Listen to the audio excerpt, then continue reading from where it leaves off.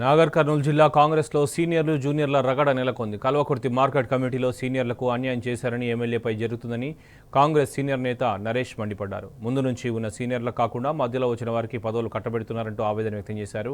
MLA Kasireddy Narayana Reddy party విధి విధానాలకు విరుద్ధంగా పనిచేస్తున్నారని ఆగ్రహం వ్యక్తం చేశారు.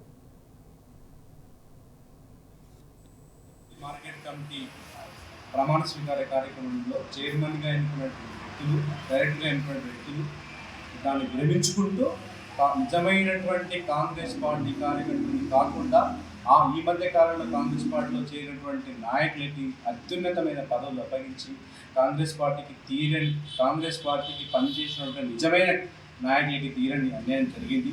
వారి పక్షాన నేను ఈరోజు ప్రశ్నించదలుచుకున్నాను. నేను ఈ యొక్క ప్రాంతానికి సింగిల్ విండో డైరెక్టర్గా పనిచేస్తూ ఈ ప్రాంతానికి వెల్లండ మండల ఓబీసీసీఎల్ ప్రెసిడెంట్గా పనిచేస్తున్నాను. నాకు తీరని అన్యాయం జరిగింది.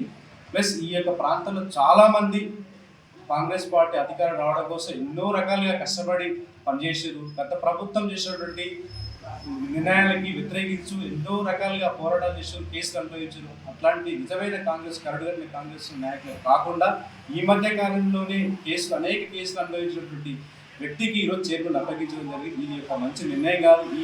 ఏం మెసేజ్ ఇద్దామని ఎమ్మెల్యే గారు అనుకుంటున్నారు? ఈ యొక్క ఎమ్మెల్యే గారి యొక్క వంటి వైఖరి నేను నిరసన వ్యక్తం చేస్తున్నాను. ఈ యొక్క ప్రమాణ స్వీకారం క్యాన్సిల్ చేస్తూ నిజమైనటువంటి కాంగ్రెస్ కార్యకర్తలకు, నాయకులకి న్యాయం చేయాలని